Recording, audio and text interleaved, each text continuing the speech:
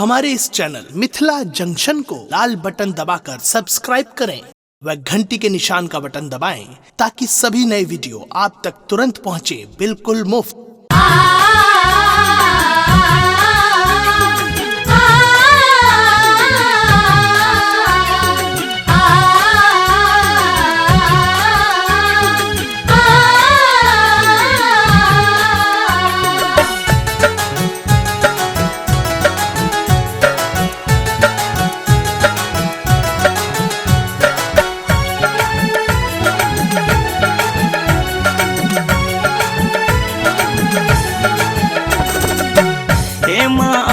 जगत माँ काली अहाँ कबै छी माँ दुर्गा भवानी।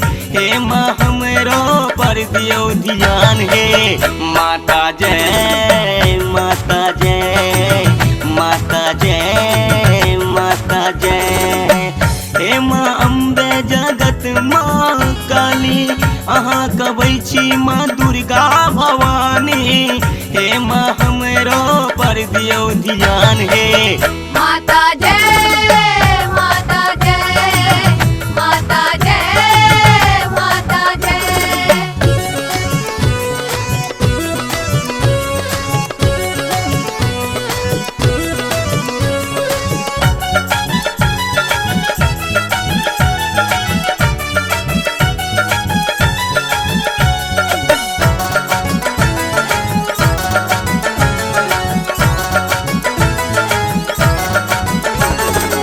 सुनै छी मैया अहाँके बड़ नामी बाधिन के पुत दै छी कबै छी भवानी। सुनै छी मैया अहाँके बड़ नामी बाधिन के पुत दै छी कबै छी भवानी। हे माँ अम्बे जगत माँ काली हे माँ अम्बे जगत माँ काली अहाँ कबै छी दुर्गा भवानी माँ। हे माँ अम्बे जगत माँ काली अहाँ कबै छी माँ दुर्गा भवानी। हे माँ हमरो पर दियो ध्यान हे माता जय माता जय माता जय माता जय।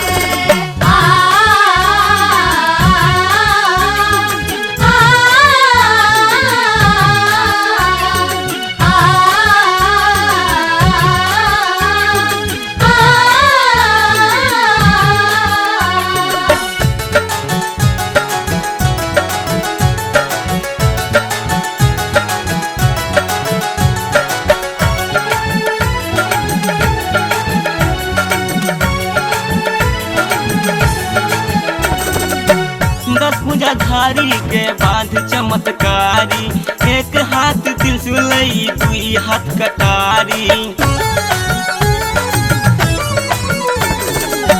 दस भुजाधारी के बांध चमत्कारी एक हाथ त्रिशूल दुई हाथ कटारी। हे माँ जोता वाली हे माँ नाता वाली हे माँ जोता वाली हे माँ नाता वाली अहाँ कबै छी दुर्गा भवानी माँ। हे माँ अम्बे जगत माँ काली अहाँ कबै छी माँ दुर्गा भवानी। हे माँ हमरो पर दियो ध्यान हे माता जय माता जय माता जय माता जय।